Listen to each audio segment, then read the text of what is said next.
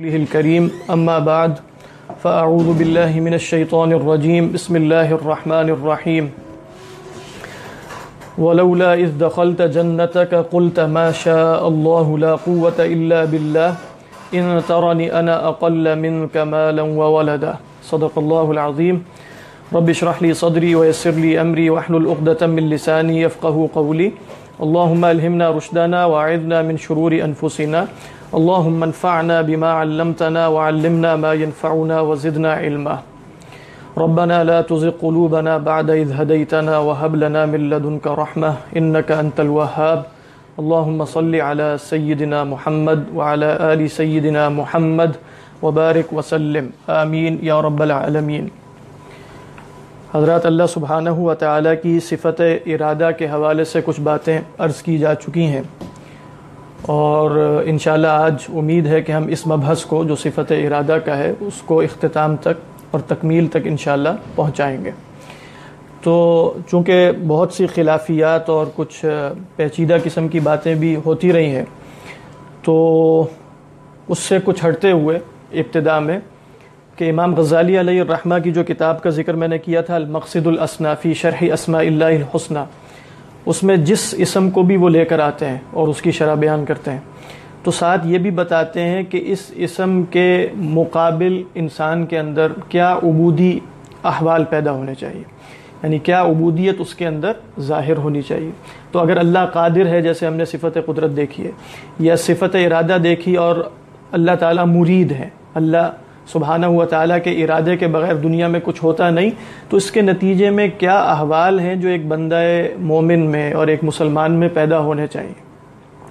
تو یہ جو آیت میں نے آپ کے سامنے پڑھی ہے، علماء نے کہا کہ اس میں صفت قدرت اور ارادہ کو ایک آیت میں جمع کیا، یعنی وہ جو صاحب جنت ہیں، باغ والے ہیں، اور جو ان کا ساتھی ہے، جو ان کو مخاطب کرتا ہے یا مخاطب بناتا ہے، تو وہ کہتا ہے کہ وَلَوْلَا إِذْ دَخَلْتَ جَنَّتَكَ قُلْتَ مَا شَاءَ اللَّهُ، اس میں صفت مشیت کا بیان ہے، لا قوت الا باللہ، صفت قدرت کا بیان ہے کہ جب تم جنت میں داخل ہوئے تو تم نے یہ کیوں نہ کہہ دیا کہ ما شاء اللہ، جو چاہا اللہ نے، اور لا قوت الا باللہ، اللہ کے سوا کوئی قوت نہیں ہے، کوئی قدرت نہیں ہے، کوئی ہلنا نہیں ہے، کوئی مدد نہیں ہے، کوئی توفیق نہیں ہے۔ تو یہ جو دو صفات بیان کی، تو علماء نے کہا پیچھے جو باغ والا ہے وہ جو باتیں کر رہا ہے، گویا اس کا مطلب یہ ہے کہ وہ اللہ سبحانہ و تعالیٰ کی ان دو صفات پر یا تو ایمان نہیں رکھتا، یا اللہ سبحانہ و تعالیٰ کی ان دو صفات کو ماننے کے نتیجے میں جو احوال پیدا ہونے چاہیے وہ احوال اس کے اندر پیدا نہیں ہوئے، لہذا اس کا شرک کیا ہے، پیچھے آیا تھا نا، اور آگے بھی کہے گا وہ یا لیتنی لم اشرک بربی احدا۔ تو دیکھیے ما شاء اللہ کیا ہے، جو ہوا ہے اللہ کی مرضی کے ساتھ ہوا ہے، اور جو ہوا ہے اللہ کی قدرت کے ساتھ ہوا ہے۔ یہ ما شاء اللہ لا قوت الا باللہ کا مطلب ہے، جو ہوا اللہ کی مشیت کے ساتھ ہوا، اور جو ہوا اللہ کی قدرت کے ساتھ ہوا، ارادہ اور قدرت۔ اور یہی وہ بات ہے جس کو کنز من کنوز العرش کہا اللہ کے نبی صلی اللہ علیہ وسلم نے، کہ لا حول ولا قوت الا باللہ کنز من کنوز العرش، کہ یہ جو کلمہ ہے لا حول، نہ کوئی حرکت ہے نہ کوئی قوت ہے، الا باللہ، مگر اللہ کی توفیق کے ساتھ، اللہ کی مدد کے ساتھ، اللہ کی مشیت کے ساتھ، اللہ کے ارادے اور قدرت کے ساتھ۔ یہی بات ہے جو اللہ کے نبی صلی اللہ علیہ وسلم نے اللہم لا مانع لما اعطیت ولا معطی لما منعت ولا راد لما قضیت ولا ينفع ذا الجد منک الجد، جس کو تو روک لے اسے دینے والا کوئی نہیں ہے، اور جس کو تو دے دے اسے روکنے والا کوئی نہیں ہے، اور تیری قضا کو رد کرنے والا کوئی نہیں، ولا راد لما قضیت ولا ينفع ذا الجد منک الجد، اور شان والے کو اس کی شان تیرے مقابلے میں نفع نہیں دیتی۔ تو یہ جو عبودی احوال ہیں جس کے نتیجے میں انسان ہر قسم کے عجب اور تکبر سے پاک ہو جاتا ہے، یعنی آپ دیکھیں کہ ما شاء اللہ اور لا قوت الا باللہ اگر حال بن جائے تو وہ شخص کس طریقے پر اپنے نیک اعمال اور اپنے اعمال صالحہ کی بنیاد پر عجب میں گرفتار ہوگا۔ وہ دیکھ ہی نہیں سکتا، وہ اپنے اعمال کو نہیں دیکھتا، وہ اپنی قوت کو نہیں دیکھتا، وہ اپنی قدرت کو نہیں دیکھتا، وہ صرف اللہ سبحانہ و تعالیٰ کی مشیت اور اللہ سبحانہ و تعالیٰ کی قدرت کا مشاہدہ کرتا ہے۔ تو یقیناً ایسا شخص جو واقعی اس عقیدے کو اپنا حال بنا چکا ہو، اور واقعی یہ عقیدہ اجمال سے اس کے وجود میں تفصیل کی صورت میں ڈھل چکا ہو تو ایسا شخص عجب اور تکبر سے پاک ہو جائے گا۔ تو امام غزالی فرماتے ہیں اللہ کے ارادے اور قدرت پر ایمان لانے کا مطلب یہ ہے کہ جو بھی خیر تمہارے پاس ہے اسے اپنی قوت کا نتیجہ نہ دیکھو، اسے اپنے ارادے کا نتیجہ نہ دیکھو۔ تو وما بکم من نعمت فمن اللہ، جو بھی تمہیں نعمت ملے گی وہ اللہ کی طرف سے ہے۔ اور یہی بات کل ہم نے ارادے کے بیان میں یوں دیکھی تھی کہ ہمارے پاس ذاتی کچھ بھی نہیں ہے، یعنی ارادہ اگر ہمارا ذاتی ہوتا تو ہر وقت ہوتا، وجود ہمارا ذاتی ہوتا تو ہر وقت ہوتا۔ تو یہ عدم اور وجود کا جب عدم کا شکار بھی ہو جاتا ہے تو اس کا مطلب یہ ہے کہ یہ بالعرض ہے، کہیں سے ملا ہے اور ذاتی کسی اور کے پاس ہے۔ تو ہمارے پاس ذاتی کیا ہے پھر؟ علماء نے کہا ہمارے پاس ذاتی کوئی وجودی شے نہیں ہے بلکہ سلبیات ہیں، یعنی ہمارے پاس کسی شے کا نہ ہونا ذاتی ہے۔ یعنی کیا مطلب؟ اگر علم وجودی شے ہے نا تو اس کے مقابلے میں آدمی شے کیا ہے؟ جہل، یہ ہمارا ذاتی ہے۔ یعنی اگرچہ ذاتی ہونے کہنے کا مطلب یہ کہ کچھ بھی نہیں ہمارے پاس، کیونکہ جہل کچھ نہیں ہے، جہل تو عدم کا نام ہے۔ لیکن اگر ہم نے کچھ کہنا بھی ہے نا کہ ہمارے پاس ہمارا ذاتی کچھ ہے تو وہ جہالت ہے۔ اگر اللہ قادر ہے تو ہمارے پاس عجز ہے اور ہمارے پاس قدرت کا عدم ہے، یہ ہمارا ذاتی ہے۔ ہمارا فقر، ہمارا احتیاج ذاتی ہے۔ اللہ سبحانہ و تعالیٰ کا کمال اور ان کا غنا اور ان کی سمدیت یہ ذاتی ہے۔ تو انسان جب ان صفات کو مانتا ہے اور اللہ سبحانہ و تعالیٰ کو مرید دیکھتا ہے تو پھر ان صفات کی اپنے اندر سے نفی بھی کرتا ہے۔ اس کا مطلب یہ نہیں کہ وہ بالکلیہ ارادے کی نفی کر کے بیٹھ جائے گا، بلکہ اب کیا کرے گا؟ امام غزالی علیہ الرحمہ فرماتے ہیں اب ارادہ کرتے وقت اپنے ارادے پر بھروسہ نہیں کرے گا۔ یہ اگلا عبودی حال ہے جو لفظ اور صفت ارادہ سے پیدا ہوتا ہے۔ یعنی جب اللہ تعالیٰ المرید ہے اور اللہ کی مشیت کے بغیر کچھ نہیں ہوتا، تو میں جو ارادہ کرنے لگا ہوں اور جو میں مشیت کرنے لگا ہوں وہ اس وقت تک قابل عمل نہیں ہو سکتی جب تک اللہ سبحانہ و تعالیٰ کا ارادہ اور مشیت نہ ہو۔ تو میں اپنے ارادے اور مشیت میں بھی اللہ سے توفیق کا طلبگار رہوں۔ تو یہ وہ مفہوم ہے کہ وما تشاءون الا ان یشاء اللہ۔ تو اس کا مطلب یہ نہیں ہے کہ تم ارادہ اور مشیت چھوڑ دو، بلکہ مفہوم یہ ہے کہ اپنے ارادے اور مشیت پر اعتماد نہ کرو، بھروسہ نہ کرو، توکل نہ کرو اور اللہ سے توفیق کے طلبگار رہو۔ تو اللہم اعنی علی ذکرک و شکرک۔ اور پھر اسی طریقے پر ایاک نعبد و ایاک نستعین میں بھی امام صاحب فرماتے ہیں کہ یہی مفہوم ہے۔ یعنی ایاک نعبد کا مطلب ہے ہم نے ایک دعویٰ کیا نا کہ ہم آپ کی عبادت کریں گے، صرف تیری عبادت کریں گے، لیکن یہ دعویٰ اپنے اندر ایک بو رکھتا ہے کہ ہم کر سکتے ہیں عبادت۔ تو یعنی ہمارے اندر قوت ہے، قدرت ہے کہ ہم تیری عبادت کر سکیں۔ تو یہ جو اس کے اندر تکبر اور عجب کی ایک بو آ رہی تھی، فرماتے ہیں وہ ایاک نستعین سے دھو دی گئی۔ کیا مطلب؟ ہم تیری ہی عبادت کریں گے لیکن تیری عبادت کرنے پر خود قدرت نہیں پاتے جب تک تو مدد نہ کر دے، لہذا تیری عبادت کرنے پر تجھ ہی سے مدد کے طلبگار رہیں گے۔ تو یہ ہے فاعبدہ وتوکل علیہ۔ پھر امام صاحب فرماتے ہیں اسی سے توکل کا حال پیدا ہوتا ہے۔ توکل کیا ہے؟ توکل یہ جان لینے کا نام ہے کہ کائنات میں اللہ کی مشیت اور ارادے کے سوا کسی کی مشیت اور ارادہ نہیں ہے۔ توکل یہ جان لینے کا نام ہے کہ کائنات میں ضرر اور نفع پہنچانے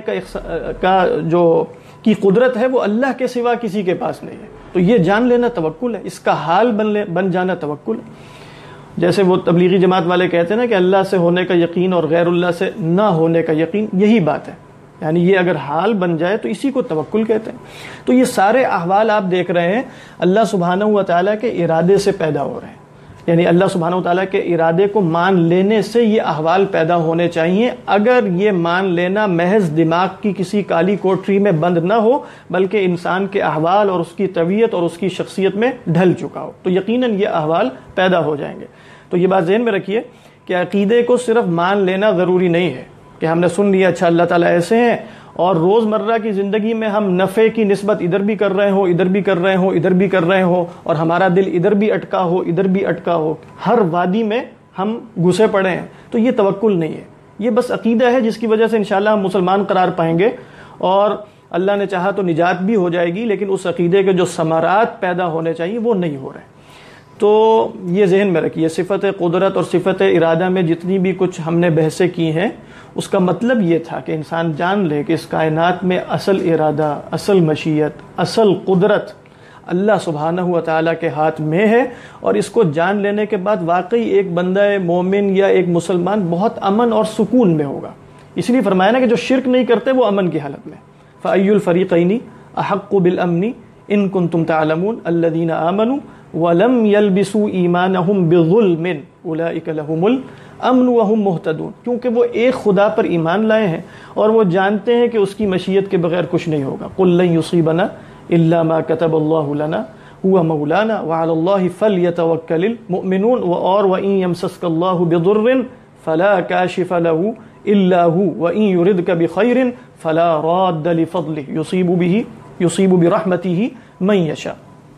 تو بہرحال یہ سب باتیں بھی ہمیں پیش نظر رکھنی چاہیے کہ ہماری یہ ساری بحث جو ہے وہ محض ایک دماغی ایکسرسائز بن کے نہ رہ جائے، اور ایسا نہ ہو کہ ہم یہ ساری باتیں مان تو لیں اور دماغ میں جمع کر لیں معلومات کی سطح پر، اور ان معلومات کو علم میں نہ ڈھالیں، ان معلومات کو حال میں نہ ڈالیں، کیونکہ علم اور معلومات اور شے، جو صحیح علم ہوگا وہ یقیناً حال بن جائے گا.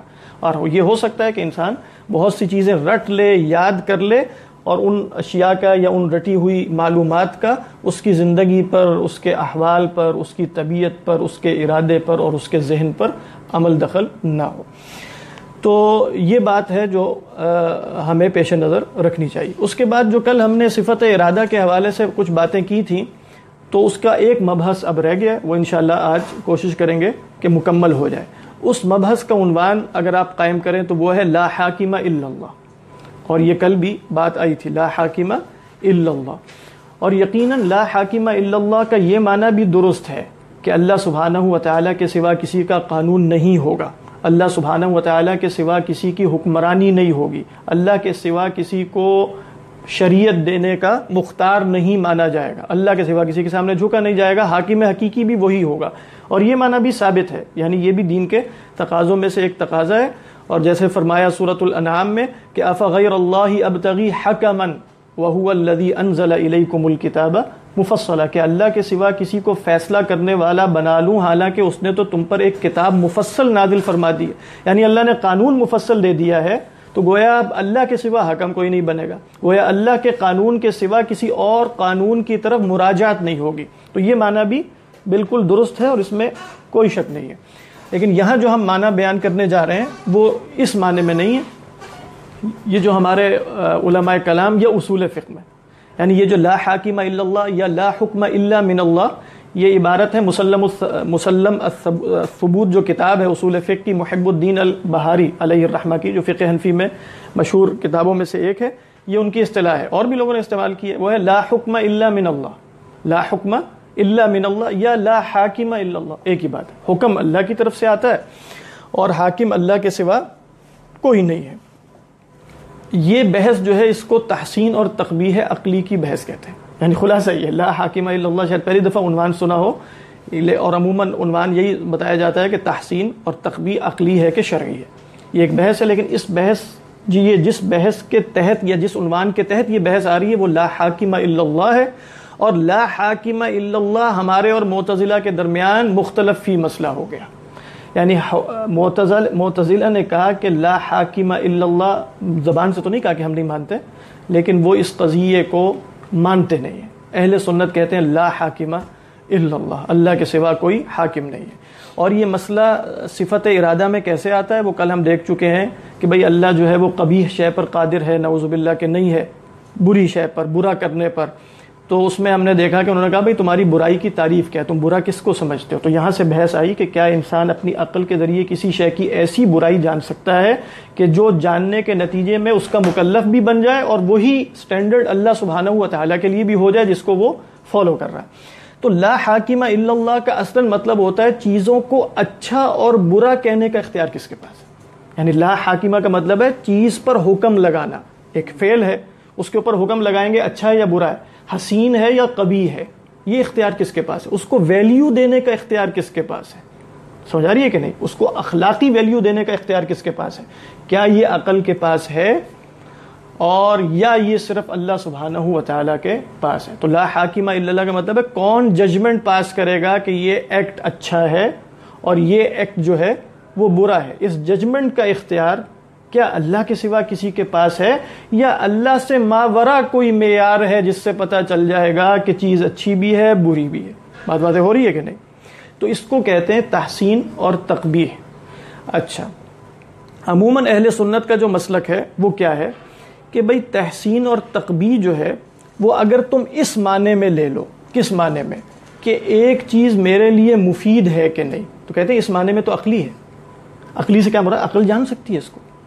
کیا جان سکتی ہے؟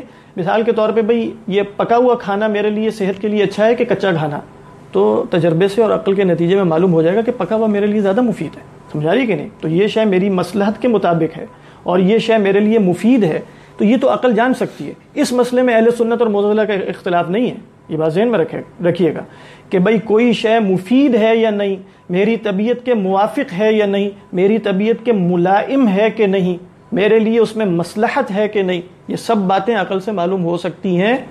اشاعرہ بھی کہتے ہیں، یعنی اہل سنت بھی کہتے ہیں، اور معتزلہ بھی کہتے ہیں، تو اس میں اختلاف نہیں ہے، کیونکہ کچھ لوگ ان مسائل کو جب گڑبڑ کرتے ہیں تو وہ کہتے ہیں یہ کیسا مسئلہ ہے بھائی، عقل پتہ چلا رہی ہے نا کہ یہ شے اچھی ہے، ڈاکٹر بتا رہا ہے کہ اس سے صحت ملے گی تمہیں یہ دوائی سے، اور میں یہ نہیں کھاتا تو میں بیمار ہو جاتا ہوں، اس کا مطلب پتہ چل گیا نا عقل سے، تجربے سے کہ یہ شے مفید ہے، تو اس میں کسی کو اختلاف نہیں ہے کہ یہ شے مفید ہے، عقل سے پتہ چلا سکتے ہیں۔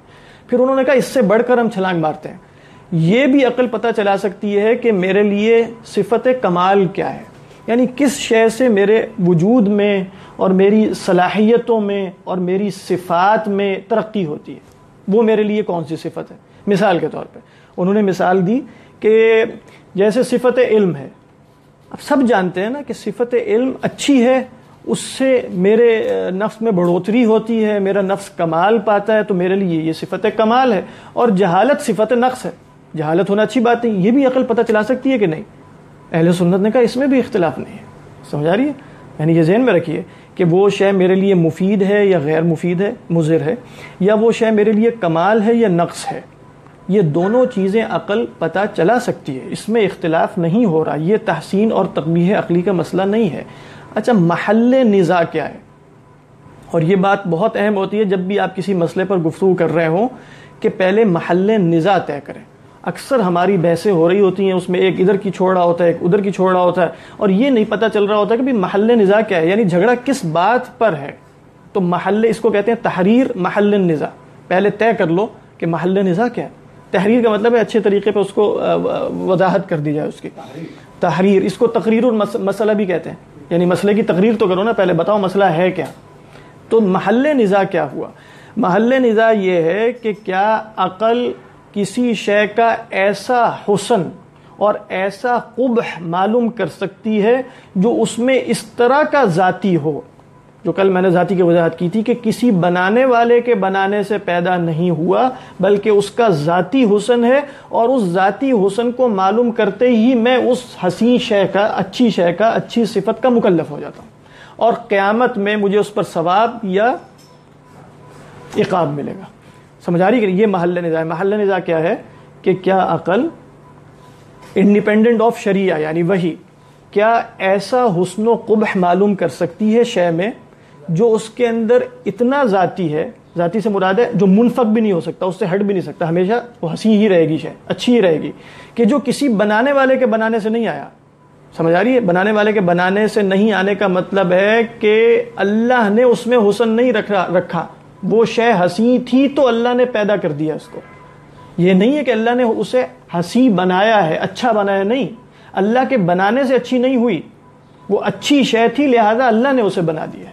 سمجھ آ رہی ہے کہ نہیں؟ تو وہ کسی بنانے والے کے بنانے سے بھی اچھی نہیں ہوئی۔ تو ایسی شے کا جب ذاتی حسن آپ معلوم کر لیتے ہیں تو اس کے نتیجے میں انسان مکلف ہو جاتا ہے اس کا، چاہے اسے شریعت پہنچے یا نہ پہنچے۔ بات ہے، یعنی آپ نے عقل کے ذریعے معلوم کیا کہ سچ بولنا اچھا ہے، ٹھیک ہے، سچ بولنا اچھا ہے، معلوم ہو گیا۔ اچھا، اس حد تک تو سب کے ہاں معلوم ہو سکتا ہے کہ مفید ہے سچ بولنا، اور میرے لیے صفت کمال ہے، یہ محل نزاع نہیں تھا۔ محل نزاع کیا بنے گا کہ سچائی کی صفت حسن، کیا اس کی وہ ذاتی صفت ہے جو اللہ کے بنائے بغیر اس میں ہے، لہذا جو شخص اس صفت کو معلوم کر لے گا وہ اس صفت کا مکلف ہو جائے گا، اور مکلف ہونے کا مطلب یہ ہے کہ قیامت کے دن اس سے پوچھا جائے گا اور اسے جزا اور سزا دی جائے گی۔ یہ وہ مسئلہ، یہ محل نزاع ہے۔ بات ہو رہی ہے کہ نہیں؟ یعنی ایسا حسن و خوب ذاتی ہے جس پر قیامت میں ثواب اور عقاب بغیر نبی کے آئے مترتب ہو جائے۔ بات ہو رہی ہے کہ نہیں؟ یہ وہ مسئلہ ہے جو محل نزاع ہے۔ اچھا، اب یہ سمجھا گیا؟ تو اس میں اشاعرہ کا موقف کیا ہوا؟ ایسا حسن و قبح ذاتی نہیں ہوتا، کہ جو اس سے ہٹ نہ سکے، جو کسی بنانے والے کے بغیر ہو جائے، بلکہ ایسا کوئی حسن و قبح ذاتی نہیں ہے. لہذا جب ذاتی نہیں ہے تو پھر معلوم کرنے سے انسان مکلف بھی نہیں ہوگا جب تک شریعت نہیں آئے گی. تو شریعت آ کر بتائے گی، امر و نہیں سے پتہ چلے گا کہ یہ امر اچھا ہے، اس معنی میں اچھا کہ اس پر قیامت میں ثواب ملے گا، اور اس معنی میں برا کہ اس پر قیامت میں عقاب ہوگا. ٹھیک ہے، یہ صرف نبی کے بتانے سے معلوم ہوگا. اور اللہ نے اس شے کو اچھا بنایا ہے. اللہ نے کسی سٹینڈرڈ کو فالو نہیں کیا کہ چیز پہلے سے اچھی تھی تو اللہ نے کہا چلو یہ اچھا. اللہ کے بنائے اچھا ہوا، بنانے سے اچھا ہوا. تو اب یہاں لا حاکم الا اللہ کا مسئلہ کیا ہوا؟ اشاعرہ کے ہاں، اور ابھی میں ماتریدیہ یعنی اہل سنت کا ایک اور گروہ ہے، اس کا موقف بھی بیان کروں گا. لا حاکم الا اللہ کا مطلب ہے چیزوں میں حسن و قبح ذاتی نہیں ہے، بلکہ اللہ نے ان پر یہ ججمنٹ پاس کی ہے تو وہ اچھے ہو گئے. اللہ کے حکم لگانے سے وہ شے اچھی بنی ہے، وگرنہ فی نفسی ہی، اپنی ذات میں وہ نہ اچھی تھی نہ بری تھی، بلکہ شریعت نے اسے اچھا بنایا یا برا بنایا. کون حاکم ہوا پھر؟ عقل حاکم ہوئی کہ شریعت؟ شریعت حاکم ہو گئی.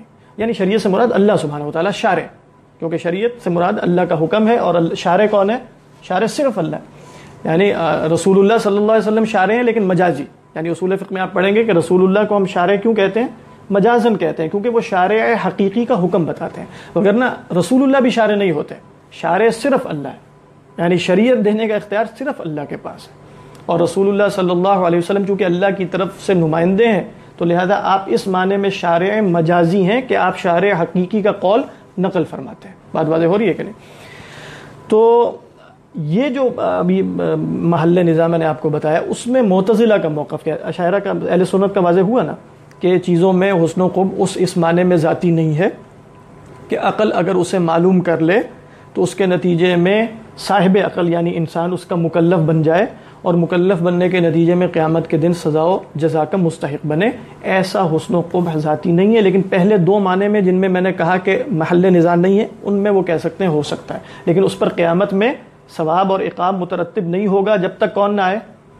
جب تک رسول آ کر نہ بتا دے. لہذا وہ کیا کہتے ہیں؟ وَمَا كُنَّا مُعَذِّبِينَ حَتَّى نَبْعَثَ رَسُولًا. اور کہتے ہیں کہ قرآن میں پڑھ لو، جتنے لوگ بھی جہنم میں جائیں گے ان سے پوچھا جائے گا کہ رسول آئے تھے کہ نہیں، وہ سب اقرار کریں گے کہ آئے تھے. الم یأتیکم رسول، کتنی دفعہ ہے قرآن میں، اور ہر دفعہ وہ جواب میں کیا کہیں گے؟ بلا، آئے تھے رسول. ٹھیک ہے. تو اب اس کے مقابلے میں موقف کیا ہوا معتزلہ کا؟ ان کے ہاں لا حاکم الا اللہ کا مطلب، جو لا حاکم الا اللہ کا مطلب ہم نے اشاعرہ اور اہل سنت کا بیان کیا، وہ ان کے ہاں نہیں ہے. ان کے ہاں حسن و قبح ایک ایسا معیار ہے جو ماورائے خدا ہے. ٹھیک ہے، یعنی وہ ذاتی ہے. حسن و قبح اشیاء میں اس طرح ذاتی ہے کہ خدا کے بنانے سے نہیں ہوا. اچھا، آپ کہیں ہو سکتا ہے وہ یہی مانتے ہیں خدا کے بنانے سے ہوا ہے، اور خدا نے رکھا ہے تو عقل پہچان لیتی ہے. تو ہم کیوں یہ نہیں کہہ رہے؟ اس لیے کہ اس معیار کے نتیجے میں انہوں نے خدا پر بھی چیزیں واجب کی ہیں. ٹھیک ہے، عقل حاکم ہے، اسی لیے ان کو بہت زیادہ، جب ہم کہتے ہیں وہ ریشنلسٹ تھے اور یہ تھے اور وہ تھے، تو اس کا ایک مطلب یہاں یہ بھی ہے. یعنی یہاں سے آپ سمجھ سکتے ہیں کہ ان کے ہاں عقل یہاں کس حیثیت پہ جا رہی ہے. اس حیثیت پر پہنچ رہی ہے کہ خدا پر بھی حکم لگا سکتی ہے، اور خدا پر بھی کچھ چیزیں اس کے نتیجے میں واجب کر سکتی ہے. یعنی خدا کو بھی ایک اخلاقی معیار دے سکتی ہے کہ آپ کو یوں کرنا ہے اور آپ کو یوں نہیں کرنا. لہذا انہوں نے خدا پر بہت سی چیزیں واجب کی ہیں. تو وہ کیا کہہ رہے ہیں؟ حسن و قبح ایک ماورائی تصور ہے، اور وہ ماورا اتنا ہے کہ خدا سے بھی ماورا ہے، اور خدا بھی حسن و قبح کے ان تصورات کو فالو کرتا ہے. لہذا وہ ہنسی اسے ہی کہتا ہے، وہ اچھا اسے ہی کہتا ہے جو انٹرنسیکلی ذاتی طور پہ اچھی ہوتی ہے. خدا کے کہنے سے اچھی نہیں بن رہی ہوتی، وہ پہلے ہی اچھی تھی وہ، لہذا خدا اسے اچھا کہے گا. اور جو بری شے ہے خدا اسے برا کہے گا. ہم کیا کہہ رہے ہیں؟ بری شے اس لیے بری ہے کہ خدا نے برا کہا ہے. وہ کہہ رہے ہیں بری شے اس لیے بری نہیں ہے کہ خدا نے برا کہا ہے، بلکہ وہ بری تھی لہذا خدا نے اسے برا کہا. بات واضح ہو رہی ہے کہ نہیں؟ تو اب انہوں نے جب عقل کو یہاں حاکم بنایا، یعنی ہمارے یہاں کیا تھا؟ لا حاکم الا اللہ. اب وہ کہہ تو نہیں رہے منہ سے، لیکن ان کا تصور یہ ہے کہ حاکم اصلاً عقل ہے. لہذا عقل کے نتیجے میں جب انہوں نے حسن و قبح کے معیارات بنا لیے تو انہوں نے کہا اللہ بھی فلاں فلاں فلاں کام نہیں کر سکتا، نعوذ باللہ. اچھا، اللہ پر کچھ چیزیں لازم ہے. کیا لازم ہے؟ جیسے آپ نے ایک اصطلاح سنی ہوگی، وجوب صالح اور وجوب اصلح. ٹھیک ہے. ایک وجوب اصلاح کی اصطلاح معتزلہ کے ہاں ہے. اس کا مطلب یہ ہوتا ہے اللہ کے لیے اپنے بندوں کے حق میں وہ کرنا واجب ہے جو ان کے لیے بہترین ہو. ٹھیک ہے, یعنی اللہ کے لیے نعوذ باللہ اپنے بندوں کے حق میں وہ کرنا واجب ہے جو ان کے لیے بہترین ہو. اچھا, ان کی ہدایت کے لیے رسول بھیجنا واجب ہے اللہ پر کہ وہ رسول بھیجے. اللہ سبحانہ و تعالی ان سے پوچھا, جب معتزلہ کی واضح باتیں, اللہ تعالیٰ نے ابو بکر اور ابو جہل, ابو بکر رضی اللہ تعالیٰ عنہ اور ابو جہل, ان دونوں کے ساتھ ایک جیسا لطف کیا, ایک جیسی رہنمائی فرمائی, ایک جیسی توفیق دی, ایک جیسی, یعنی دونوں, چونکہ اللہ پر واجب ہے کہ سب کے ساتھ ایک جیسا کرے. بس ابو بکر ایمان لے آئے, سمجھا رہی ہے کہ نہیں, اور ابو جہل نے کفر کیا بغیر اس کے کہ انہیں کچھ توفیق زیادہ ملی ہو. سمجھا رہی ہے کہ نہیں, اللہ کی, ہم تو یہی کہتے ہیں اللہ کی توفیق کے بغیر کوئی ایمان نہیں لا سکتا. اور جب تک جو ہے نہیں, اللہ نے ایسا نہیں کیا, کیونکہ اگر ایسا کرتا تو یہ تو ظلم ہو جاتا. کیوں ظلم ہو جاتا؟ دونوں کے ساتھ برابر سلوک ہونا چاہیے تھا. ٹھیک ہے, اچھا تو ظلم کا تصور گویا ماورائے خدا ہو گیا نا, یعنی خدا کو بھی اس سٹینڈرڈ کو فالو کرنا تھا کہ وہ دونوں کے درمیان عدل کرتا. تو لہذا اہل سنت تمہارے قول کے مطابق تو عدل نہیں ہو رہا, تو گویا عدل کا تصور ماورائے خدا ایک تصور ہے. سمجھ آ رہی ہے کہ نہیں, کہ جس کو خدا نے فالو کرنا ہے وغیرہ وغیرہ. یہ میں نے ایک مثال دی تھی.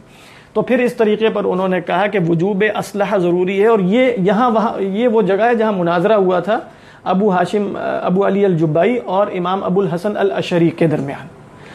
یعنی یہ جو وجوب اصلاح کا مطلب ہے, سمجھ آ گئی نا, وجوب اصلاح کا مطلب کیا ہے؟ خدا نے اپنے بندوں کے ہر بندے کے حق میں وہی کرنا ہے جو اس کے حق میں سب سے بہتر ہے, اور یہ خدا پر واجب ہے. ہم بھی کہتے ہیں اللہ ایسا کرتا ہے, لیکن واجب کہنا کہ اللہ اس کے سوا کر نہیں سکتا, یہ اس کے حق میں واجب ہے. تو امام ابو الحسن الاشعری نے, کیونکہ وہ معتزلی تھے نا, آپ جانتے ہیں, ابتدا ان کی اعتزال کے ساتھ ہوئی امام اشعری کی, پھر وہ اہل سنت کی طرف لوٹے اور پھر امام اہل سنت بنے. تو جس مسئلے پر وہ لوٹے وہ یہی مسئلہ تھا جس میں انہوں نے اپنے ماموں نہیں, اپنے ابو ہاشم یا ابو علی, دونوں میں سے ایک تھے, ابو علی الجبائی, جو ان کی ماں کے شوہر بن گئے تھے, یعنی وہ ان کے باپ کے وفات کے بعد. تو انہی کے گھر میں انہوں نے پرورش پائی تھی, تو اعتزال جو ہے وہ انہی سے سیکھا تھا, اور وہ بہت بڑے عالم تھے معتزلی, ابو علی الجبائی. تو ان سے مناظرہ انہوں نے کیا. انہوں نے کہا دیکھیں 3 لوگ ہیں, 3 لوگوں کے بارے میں مجھے بتائیے. ایک ہے کافر, ایک ہے بچہ بالغ ہونے سے پہلے فوت ہو گیا, ایک ہے صاحب ایمان جو ایمان کی حالت میں فوت ہوا, ان کا انجام کیا ہوگا؟ ابو علی الجبائی سے پوچھا ابو الحسن الاشعری علیہ الرحمٰن ہے. ان کو اشعری اس لیے کہتے ہیں کہ یہ اسی اشعری قبیلے کے, اور یہ حضرت ابو موسیٰ الاشعری کی اولاد میں سے ہیں. جو حضرت ابو موسیٰ اشعری مشہور صحابی ہیں, ان کی اولاد میں سے ہیں ابو الحسن الاشعری. تو ابو علی الجبائی نے واضح طور پہ کہا بڑا سمپل سا مسئلہ ہے, کافر جہنم میں, کافر ہے وہ تو جہنم میں جائے گا, صاحب ایمان جنت میں, اور جو بچہ ہے وہ اس کی بھی نجات ہو جائے گی, لیکن وہ جنت کے کسی نیچے مرتبے پہ ہوگا, کیونکہ ساری بات ہے وہ بڑا ہو کر ایمان تو نہیں لایا نا, تو اس کی نجات تو ہو جائے گی, بچہ ہے. اچھا, انہوں نے کہا اچھا اس کی نجات ہو جائے گی, تو لیکن اس کو وہ چیزیں نہیں ملیں گی نا جو صاحب ایمان کو نعمتیں مل رہی ہیں. اچھا, وہ کہے کہ اب ابو الحسن الاشعری ان سے پوچھتے ہیں, اگر بچہ اللہ میاں سے کہے کہ اللہ میاں آپ نے مجھے بڑا کیوں نہیں کیا کہ میں بھی بڑا ہو کر ایمان پاتا اور پھر وہ درجہ پا لیتا جو میرے اس صاحب ایمان بھائی کو ملا ہے. تو اللہ میاں نے کہا دیکھو مجھے پتا تھا کہ اگر تم بڑے ہو جاتے, یہ جواب دے رہے ہیں کون؟ ابو علی الجبائی, کہ اللہ میاں یہ کہیں گے کہ اگر تم بڑے ہو جاتے تو تم کافر ہو جاتے اور تم جہنم میں چلے جاتے, لہذا میں نے تمہارے ساتھ بہترین کیا, وجوب اصلاح ہے نا بہترین کیا کیا کہ تمہیں بچپن میں فوت کر دیا, لہذا تم اب آرام سے بیٹھے ہو. اس پر ابو الحسن الاشعری کہتے ہیں اگر وہ کافر جو جہنم میں پڑا ہوا ہے وہ پکار کر کہے کہ اے اللہ میاں آپ نے مجھے بچپن میں کیوں نہیں فوت کیا, تو میرے لیے بھی تو بچپن میں فوت ہو جانا بہتر تھا. تو اس پر جو روایت ہے ہمارے یہاں کہ فبہت, مبہوت ہو گئے. یعنی اصل میں قاعدہ کیا تھا؟ اللہ کے لیے سب کے حق میں بہتر کرنا تھا نا, تو اس کے حق میں اب بہتر کیا تھا کہ وہ بھی بچے کی طرح بچپن میں ہی فوت ہو جاتا, تو وہ بھی نجات تو پا جاتا. سمجھا رہی ہے؟ اس پر فبہت روایت یہ, اور ابو الحسن الاشعری نے کہا کہ ھذا فراق بینی و بینک, اب جو ہے وہ فراق ہو گیا, تمہارے اصول ٹھیک نہیں ہے, تمہارے اصول ٹھیک نہیں ہے جو تم نے وجوب اصلاح کا قاعدہ بنایا. تو بہرحال وجوب اصلاح کی تو یہ میں نے مثال دی, لیکن یہ سب کہاں سے پھوٹ رہا ہے؟ تحسین و تقبیح عقلی سے. بات ہے, یعنی یہ سب مسائل اس بڑے مسئلے کی فرع ہے, اور وہ مسئلہ اس مسئلے کی فرع ہے کہ لا حاکم الا اللہ. بات واضح سمجھ آ رہی نا یہ بات؟ تو اب یعنی خلاصہ کیا ہوا کہ اشاعرہ نے کہا کہ تکلیف مکلف انسان ہوتا ہے بس وحی کے نتیجے میں، وحی آ کر بتاتی ہے کہ اچھی اور بری شے اس معنی میں کون سی ہے جس پر ثواب اور عقاب ہو جائے۔ معتزلہ کہتے ہیں نہیں، انسان عقل سے بھی معلوم کر سکتا ہے چیزوں کا ذاتی حسن و قبح، جس کے نتیجے میں بغیر نبی کے وہ مکلف قرار پا جاتا ہے اور قیامت کے دن ثواب و عقاب کا محل بنے گا۔ بات واضح ہو رہی ہے کہ نہیں؟ یہ دو موقف ہیں۔ اس میں ایک تیسرا موقف ہے، ٹھیک ہے، وہ اہل سنت میں سے ایک گروہ کا ہے جن کو ہم احناف کہتے ہیں یا ماتریدیہ کہتے ہیں، اور یعنی کچھ لوگوں کا خیال ہے کہ وہ معتزلہ کی طرف ہے۔ اب اصل میں جو کل میں دیکھ رہا تھا تو جو ماتریدی کتابیں ہیں اس میں انہوں نے اس بات کا اقرار کیا کہ لا حاکم الا اللہ۔ چونکہ یہ مسئلہ تھوڑا سا مشکل ہے لہذا اس کو بہت سے ماتریدی عبارتیں جو ہیں وہ ذرا فرق قسم کی ہیں تو کچھ گمبھیر سے مسائل ہیں، لیکن بہت سے لوگوں نے اس کو حل بھی کیا ہے۔ تو وہ جو حل کیا ہے وہ مسئلہ میں آپ کو بتا رہا ہوں کہ کس طریقے پر اب ماتریدی معتزلی نہیں ہے، ٹھیک ہے، بلکہ وہ اہل سنت میں ہیں اور اس مسئلے میں اشاعرہ کے ساتھ کھڑے ہیں لیکن کچھ اختلاف کے ساتھ۔ دیکھیں ماتریدی جو حضرات ہیں انہوں نے کہا کہ عقل کچھ چیزوں کا حسن و قبح معلوم کر سکتی ہے، ایسا حسن و قبح، ابھی میں ذاتی نہیں کہہ رہا اس لیے کہ یہی فرق آئے گا، ایسا حسن و قبح کہ جس کے نتیجے میں انسان مکلف بن جائے اور قیامت کے دن ثواب اور جزا پائے۔ انہوں نے کہا کہ امام ابو حنیفہ علیہ الرحمہ نے فرمایا ہے کہ وہ شخص کہ جو دنیا میں آیا، چاہے اس تک نبی کی دعوت، اور یہ امام صاحب نے فرمایا ہے، چاہے اس تک نبی کی دعوت نہیں پہنچی لیکن وہ قیامت کے دن اس بات کا مکلف ہوگا کہ اس نے اللہ کو کیوں نہیں پہچانا، یعنی پہچاننے کا مکلف تھا اور اس کی توحید کا مکلف تھا اور اس بات کا مکلف تھا کہ اسے منعم کا، جس نے اسے وجود دیا، اس کا شکر ادا کرے۔ تو شکر المنعم، یہ ایک عبارت ہے، شکر المنعم، یہ عقلی ہے، سمجھ آ رہی ہے کہ نہیں؟ کیا ہے؟ عقلی ہے، یعنی انسان عقل سے پہنچ جائے گی اس نتیجے تک اور اس کے نتیجے میں وہ مکلف ہو جائے گا اور مکلف ہونے کے نتیجے میں قیامت کے دن ثواب اور جزا بھی پائے گا۔ اور انہوں نے کہا توحید بھی اسی طریقے پر، اور کچھ بڑے بڑے اخلاق، کچھ علماء نے کہا، سب نے نہیں، کچھ بڑے بڑے اخلاقی قوانین بھی اس طرح کے ہیں، جیسے الصدق حسن والکذب سیئ، ٹھیک ہے، یا قبیح، کہ صدق اچھی بات ہے، وہ مکلف ہو رہا ہے کچھ اخلاقی قوانین کا بھی۔ ہاں باقی جو تفصیلی احکام ہیں ان کا مکلف وحی کے بغیر وہ نہیں ہوتا۔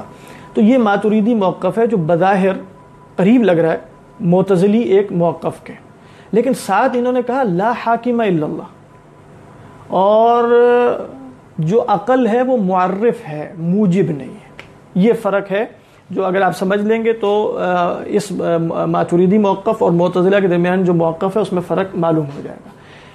اس کو اگر میں ایک اور عبارت میں بتاؤں، اگرچہ میں نے عبارت پڑھی نہیں ہے، وضاحت وہی ہوگی جو میں نے پڑھی ہے اور سمجھی ہے علماء سے، لیکن جو اس میں اس وقت عبارت وضاحت کے لیے یوز کرنے لگا وہ ہو سکتا ہے غلط ہو، کیونکہ وہ خود اپنی بنائی ہوئی ایک عبارت ہے، اور وہ یہ ہے کہ جو ماتریدی موقف ہے وہ اشیاء کے حسن و قبح کو ذاتی نہیں مانتے، عقلی مانتے ہیں۔ ہو سکتا ہے آپ کہیں کہ عقلی اور ذاتی ہونا ایک بات ہے، ایک بات نہیں ہے، ان کے موقف میں فرق ہے۔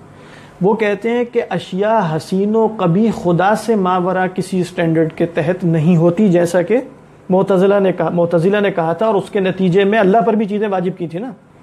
یہ کہہ رہے ہیں اشیاء میں حسن و قبح اللہ ہی رکھتا ہے، جب اللہ ہی رکھتا ہے یعنی صدق کو اللہ نے اچھا بنایا ہے، ٹھیک ہے، تو جب اللہ نے رکھا ہے تو وہ ان کا ذاتی نہ ہوا، ٹھیک ہے، ذاتی کس کو کہتے ہیں؟ جس میں انفکاک نہ ہو سکے، اور ذاتی اس کو کہہ رہے ہیں معتزلہ کہ جس کے نتیجے میں خود بخود جو ہے وہ تکلیف وارد ہو جاتی ہے۔ وہ کہتے ہیں ذاتی تو نہیں ہے اس معنی میں، کیونکہ اگر ذاتی مان لیں تو کس قضیے کی نفی ہو جائے گی؟ لا حاکم الا اللہ کی بات واضح ہے، یعنی ججمنٹ پاس کرنا اور ویلیو دینے کا اختیار تو اللہ کے پاس تھا، اس قضیے کی نفی ہو جائے گی، تو ذاتی نہیں ہے۔ اچھا ذاتی نہیں ہے تو پھر کیا ہے؟ عقلی ضرور ہے۔ عقلی کس معنی میں؟ کہتے ہیں جس طرح وحی آ کر اللہ کے حکم کو بتا دیتی ہے نا، رسول آ کر بتاتا ہے کہ یہ اللہ کا حکم تھا، اور اس کے بتانے کا مقصد بھی یہی ہوتا ہے کہ یہ اللہ سبحانہ و تعالیٰ کے بنانے سے ایسا ہوا ہے، یعنی رسول آ کر چیزوں کا ذاتی حکم بیان نہیں کرتا بلکہ ان کا تکلیفی حکم بیان کرتا ہے۔ تو اسی طریقے پر عقل بھی کچھ احکام میں معرف ہوتی ہے، موجب نہیں کہ وہ واجب کرے، انہیں بتا دیتی ہے کہ یہاں اللہ کا حکم شرعی ہے۔ تو گویا کچھ معاملات میں حکم شرعی کے بیان میں عقل ذریعہ بنتی ہے، بات واضح، اور اکثر معاملات میں کون ذریعہ بنتا ہے؟ رسول ذریعہ بنتے ہیں. تو ان کے ہاں چیزوں کا حسن و قبح ذاتی نہیں تھا بلکہ اللہ نے رکھا تھا، لہذا اللہ پر کچھ واجب نہیں ہو رہا. لا حاکم الا اللہ کے قضیے میں کوئی نفی نہیں ہو رہی. ہاں ہوتا کہ عقل اللہ کی رکھی ہوئی کچھ باتوں کو پہچاننے کے نتیجے میں انسان کو حکم شرعی کا بیان کر دیتی ہیں اور اس حکم شرعی کے نتیجے میں وہ مکلف ہو جاتا ہے. بات واضح ہو رہی ہے کہ نہیں؟ ہو سکتا ہے کچھ لوگوں کو سمجھ آ گیا ہو، کچھ کو نہ آیا ہو، لیکن یہ ایک دقیق سا فرق ہے کہ جو معتزلہ اور ماتریدیہ کے درمیان ہے. اور اس فرق کو آپ یوں کہہ سکتے ہیں واللہ عالم اگر یہ عبارت ٹھیک ہو کہ معتزلہ کے ہاں حسن و قبح عقلی اور ذاتی ہے، ٹھیک ہے. اشاعرہ کے ہاں جو اہل سنت ہیں ان کے ہاں حسن و قبح عقلی نہیں ہے، محض شرعی ہے. اور ماتریدیہ کے ہاں حسن و قبح عقلی اور شرعی ہے، ذاتی نہیں ہے. بات واضح ہو رہی ہے کہ نہیں؟ تو یہ ایک مختصر سی وضاحت ہے جو اصلاً کس کی تھی؟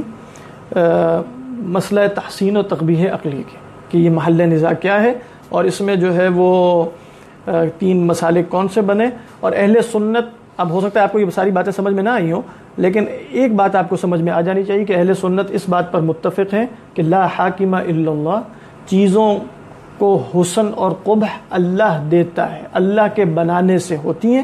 یہ کوئی اخلاقی معیارات اس طریقے پر ماورائے خدا نہیں ہے. خدا ہی ان الی ربک المنتہی، ہر قسم کے حسن و قبح کا مرجع خدا اور اس کا ارادہ اور اس کا فعل ہے. اس نے ارادہ کر کے اس کو اچھا بنایا، اس نے ارادہ کر کے اس کو برا بنا دیا. تو یہ اس ارادے کے باب میں کیوں آیا، تو کیوں ہم اس کو لے کر آئے؟ یہ بتانے کے لیے کہ اللہ سبحانہ و تعالیٰ کے ارادے پر اس طرح کی بھی کوئی پابندیاں نہیں ہیں کہ جس طرح کی پابندیاں ہمارے ارادے پر اخلاقی ہوتی ہیں، یا جس طرح معتزلہ نے اس تحسین و تقبیح عقلی کے نتیجے میں اللہ پر کچھ چیزیں واجب کر دیں. اللہ پر کوئی چیز واجب نہیں ہے. اللہ جو کرتا ہے وہ اچھا ہوتا ہے. یہ نہیں ہے کہ اللہ اچھا کرتا ہے. اچھا، اللہ اچھا کرتے سے مراد ہے کہ اللہ کچھ اچھائی کے معیارات کو فالو نہیں، اللہ جو کرتا ہے اچھا ہوتا ہے. سمجھ آ رہی ہے کہ نہیں؟ اللہ جو کرتا ہے وہ اچھا ہوتا ہے. یہ ہماری تعبیر ہے اہل سنت کی اس مسئلے میں. تو یہ ہو گیا. اس سے بس ایک اور نکلتا ہوا مسئلہ مختصر سا یہ ہے، وہ بھی گزر چکا ہے پہلے، کہ اسی طریقے پر یہ جو جب ہم نے یہ کہہ لیا نا کہ اللہ پر، تو جب ہم کہتے ہیں اللہ حکیم ہے تو اہل سنت اس کو کس طریقے پہ بیان کرتے ہیں؟ یعنی اللہ حکیم ہے یعنی حکمت کے مطابق کرتا ہے؟ نہیں. یعنی یہ جملہ ایک عام محاورے میں تو ٹھیک ہے اور بول چال میں کہ اللہ کا ہر کام حکمت کے مطابق ہوتا ہے، لیکن ان دی اینڈ جب آپ کلامی یا عقیدے میں دیکھیں گے کہ عبارت کو ٹھیک، تو وہ کہیں گے یہ عبارت ٹھیک نہیں ہے. کیوں ٹھیک نہیں ہے؟ اس میں بھی کیا ہے؟ اللہ کا کام حکمت کے مطابق ہوتا ہے، تو گویا اللہ کا کام کسی چیز کے مطابق ہونا چاہیے، اور وہ حکمت ہے، کوئی خارج میں چیز ہے. حکمت جس کے مطابق اللہ کا کام ہو جائے گا تو اللہ حکیم قرار پائیں گے، اور اگر نہیں ہوگا تو اللہ سبحانہ و تعالیٰ. یہ مطلب نہیں ہے ان کے ہاں. جیسے ہم دیکھ چکے ہیں کہ اللہ تعالیٰ کسی غرض کے لیے نہیں کرتا، وہ مسئلہ بھی ہم نے دیکھ لیا تھا، بلکہ غرض اس کے کام کے نتیجے میں پیدا ہونا ضروری ہے. اسی طریقے پر حکمت اللہ کے ارادے اور فعل کو فالو کرتی ہے. اللہ کا ارادہ اور فعل حکمت کو فالو نہیں کرتا. بات واضح ہو رہی ہے کہ نہیں؟ تو حکمت اللہ کا جو کام ہوگا، کیونکہ حکمت کا اللہ کے سوا کوئی سٹینڈرڈ نہیں ہے نا، کہ آپ کہیں حکمت کا کوئی سٹینڈرڈ اللہ کے سوا پایا جاتا ہے، تو اللہ جو کرے گا وہ حکمت پر مبنی ہوگا. یہ نہیں کہ اللہ حکمت کے مطابق کر رہا ہے، نہیں، جو کرتا ہے وہ حکمت ہوتی ہے، جو بھی کرے گا وہ حکمت ہوگی. اور حکمت کیا ہے اس یہاں کس معنی میں؟ چیز کو اس کی اصل جگہ پر ہی رکھے گا، کیونکہ اللہ سبحانہ و تعالیٰ سے جو فعل صادر ہوتے ہیں، اور اللہ ہی خیر و شر کے تمام الٹیمیٹ معیارات کا آپ کہیں ایک الٹیمیٹ معیار ہے، تو جو وہ کرے گا وہ حکمت ہوگی. لہذا اس کے سوا کہیں حکمت تلاش نہیں کی جائے گی، اس کے سوا کہیں خیر و شر تلاش نہیں کیا جائے گا. اللہ یعنی خیر و شر کے معیارات اللہ سبحانہ و تعالیٰ کا فعل اور اس کا ارادہ اور اس کا امر اور اس کی شریعت بتائے گی کہ کیا اچھا ہے اور کیا برا ہے. اس میں اور کوئی شے معیار نہیں ہے، نہ حکمت معیار ہے، نہ کوئی خارجی معیارات معیار ہیں، نہ انسان کی فطرت معیار ہے، کچھ بھی نہیں. اس لیے ہم دیکھیں فطرت کے باب میں بھی آج کل فطرت کو بھی دلیل بنایا جاتا ہے. انسانی فطرت دلیل ہے، کچھ اور لوگوں نے بھی بنایا جنہوں نے الٹی سیدھی باتیں کرنی ہوتی ہیں. عجیب بات ہے، ماضی میں بھی اور آج بھی. کہ جنہوں نے کچھ اپنے چیزیں ثابت کرنی ہوتی ہیں وہ فطرت کا بہت نام لے رہے ہوتے ہیں کہ فطرت کے مطابق یہ حکم فطرت سے ثابت ہو رہا ہے، یہ اس سے ثابت ہو رہا ہے. تو نہیں، استفتی قلبک اپنی جگہ ایک درست بات ہے. وہ استفتی قلبک کا ایک محل ہے نا، وہ استفتی قلبک کا محل یہ ہے کہ محل شبہ میں پوچھ لیا کرو، محل حرمت میں نہیں. ٹھیک ہے، تو استفتی قلبک کا اور مطلب ہے. تو دیکھیں اسی طریقے پر فطرت بھی علماء نے کہا شریعت آ کر بتائے گی کہ آپ کی فطرت کیا ہے. یہ نہیں ہے کہ شریعت آپ کی فطرت کے موافق ہوگی. سمجھ آ رہی ہے کہ نہیں؟ فطرت کے موافق ہونے کا مطلب ہے کہ فطرت آپ جان چکے ہیں. اچھا فطرت کے موافق ہوتی ہے، اس کا انکار نہیں ہے، لیکن انکار کس کا کر رہے ہیں کہ آپ اپنی فطرت کا پہلے سے کوئی ایسا علم نہیں حاصل کر چکے ہوں گے کہ اس پر شریعت کو پرکھ سکیں کہ یہ اس کے مطابق ہو گئی ہے کہ نہیں ہو گئی. سمجھ آ رہی ہے کہ نہیں؟ یعنی فطرت کا کو ماورائے شریعت، ماورائے وہی علم حاصل نہیں ہو چکا ہوگا کہ جس پر ہم شریعت کو پرکھ کر دیکھ لیں کہ یہ موافق فطرت ہے اور یہ مخالف فطرت ہے، اور پھر اس بنیاد پر ہم احکام میں تمییز بھی شروع کرتے ہیں کہ یہ حکم چونکہ مخالف فطرت ہے لہذا یہ ہم نہیں مان رہے، اور یہ موافق فطرت. پھر کیا ہوگا؟ شریعت جو بھی حکم لے کر آئے گی وہ موافق فطرت اس معنی میں ہوگا کہ شریعت فطرت کا بیان بھی ہے. شریعت آپ کو آ کے بتا رہی ہے کہ آپ کی فطرت کیا ہے، لہذا شریعت جو حکم دے گی وہی فطرت ہوگا. یہ تھوڑی ہوگا کہ شریعت جو حکم دے گی اس کو آپ طے کر لیں گے وہ فطرت کے مطابق ہے، یعنی نہیں، شریعت کا حکم فطرت ہے. لہذا بالفرض اگر موسیقی کی حرمت صحیح دلائل سے ثابت ہو جائے، بالفرض سے مراد ہے کہ اگر یعنی علی سبیل التنزل کہہ رہے ہیں، تو پھر ہم یہ نہیں دیکھیں گے وہاں بیٹھ کے کہ انسانی فطرت ہے کہ وہ موسیقی اس کے لگا کھاتی ہے نہیں کھاتی، بھاتا ہے نہیں بھاتی وغیرہ وغیرہ، یہ نہیں دیکھیں گے، بلکہ ہم کہیں گے بھئی یہ شریعت کا حکم ہی فطرت کا بیان ہے کہ یہ تمہارے لیے پسندیدہ نہیں ہے بس، اور تمہارے لیے باعث کمال نہیں ہے. بات واضح ہو رہی ہے کہ نہیں؟ باقی اگر فطرت اس معنی میں لی جائے کہ انسان کے اندر ٹینڈنسیز ہوتی ہیں تو وہ تو شر کی بھی ہے، تو لہذا شر کی ٹینڈنسی کو بھی فطرت کہا جائے گا، اور ہو سکتا ہے اس شر کی ٹینڈنسی کو بہت سے لوگ خیر کی ٹینڈنسی کہیں، وہ کہیں یہی خیر ہے. تو اصلاً شریعت ہی فطرت کا بیان ہے، شریعت ہی خیر و شر کا معیار ہے. شریعت ہی آ کر بتائے گی اچھا کیا ہے برا کیا ہے. کیوں؟ اس لیے کہ شریعت اللہ کی طرف سے آ رہی ہے، رسول اللہ کی طرف سے آتا ہے، اور ہر چیز کا حتمی معیار جو ہے وہ اللہ سبحانہ و تعالیٰ کی ذات کے سوا کوئی بھی نہیں ہے. تو اللہ کی ذات جو عالی ہے اور والا صفات ہے اسی سے معلوم ہوگا کہ خیر کیا ہے، حق کیا ہے، باطل کیا ہے، شر کیا ہے، فطرت کیا ہے، غیر فطرت کیا ہے. یہ وہ مسئلہ ہے جس کو تحسین و تقبیح عقلی کا مسئلہ کہتے ہیں، اور آپ دیکھیں گے کہ یہ بہت زبردست ہے.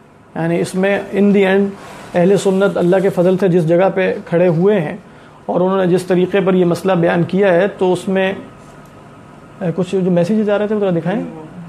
اچھا پرانے ہیں تو کوئی ایسا تو نہیں کہ آواز نہیں آ رہی. تو اس میں آپ دیکھیں گے کہ جو خدا کا تصور، اور یہ تصور وغیرہ نہیں ہے بلکہ یہ اہل سنت نے جو بات بیان کی ہے وہ صحیح نصوص سے ثابت بات ہے. یعنی یہ نہیں ہے کہ انہوں نے بیٹھ کے کچھ اندھیرے کمرے میں غور و فکر کیا اور یہ باتیں ان کے دماغ پہ وارد ہو گئیں. یہ سب انہوں نے کہا نصوص سے ثابت ہے. ٹھیک ہے، سب نصوص سے ثابت ہے کہ اللہ کے ارادے پر کوئی جبر نہیں ہوتا، اور اللہ کے ارادے پر جب کوئی جبر نہیں ہوتا تو یہ سب باتیں جو ہم 1 2 3 نشستوں سے بیان کر رہے ہیں یہ سب اسی کی تفصیل ہے. یعنی خلاصہ اس کا کیا ہے؟ وہ ایک حدیث میں جو کل میں نے آپ کو سنائی تھی فَإِنَّ اللَّهَ لَا مُكْرِهَ یا فَإِنَّ اللَّهَ لَا مُسْتَكْرِهَ لَهُ، بخاری کی حدیث ہے کتاب التوحید میں. اللہ کے نبی صلی اللہ علیہ وسلم فرماتے ہیں، دوبارہ نقل کرتا ہوں، کل میں نے اللہم اغفر لی ان شئت کے الفاظ سے بیان کی تھی. بخاری میں جو روایت ہے وہ اعطنی ان شئت کے الفاظ سے، یعنی اللہ کے نبی صلی اللہ علیہ وسلم فرماتے ہیں لا یقولن احدکم، تم میں سے کوئی شخص یہ نہ کہے اللہم اعطنی ان شئت، اے اللہ اگر چاہے تو دے دے، بلکہ اس سے پہلے فرمایا اس الفاظ سے پہلے اذا دعا احدکم فلیعزم المسئلہ، جب تم میں سے کوئی شخص پکارے تو عزم کے ساتھ پکارے، دعا کو پختہ کر کے یقین کے ساتھ پکارے، اور یہ نہ کہے ولا یقولن احدکم اللہم اغفر لی یا اللہم اعطنی ان شئت، اے اللہ اگر چاہے تو دے دے. تو فرمایا کیوں نہ اس طرح کہے فإن اللہ لا مستکرہ لہ، اللہ پر کوئی جبر کرنے والا تو نہیں. کیا مطلب اس میں کہ اللہ، ہم تو بظاہر لگ رہا ہے کہ اچھی دعا ہے، اللہ تو چاہے تو دے دے اور تو چاہے تو نہ دے. اس میں مسئلہ کیا ہے؟ دیکھیں جب آپ اللہ کو پکار رہے ہیں تو جب آپ یہ قید لگا رہے ہیں کہ اللہ تو چاہے تو دے دے، تو کیا کوئی احتمال ایسا بھی تھا کہ اللہ نہ چاہتے ہوئے بھی دے دیتا؟ سمجھ، یعنی کہ اللہ پر کوئی جبر کر کے اس کی مشیت کے خلاف نکال لیتا. اللہ دے گا تو اس کی مشیت ہوگی تو دے گا، کیونکہ اس کی مشیت پر کوئی جبر کرنے والا نہیں ہے. تو یہ قید جو ہے نا ان شئت، یہ قید اپنے اندر ایہام رکھتی ہے، وہم رکھتی ہے کہ شاید اللہ کو کوئی اس کی مشیت کے خلاف بھی کرنے پر آمادہ کر سکتا ہے. سمجھ آ رہی ہے کہ نہیں؟ تو لہذا فرمایا چونکہ فإن اللہ لا مستکرہ لہ، اللہ پر جبر کرنے والا، اللہ کو مجبور کرنے والا، اللہ کو کرہن کسی شے پر آمادہ کرنے والا کوئی نہیں ہوتا.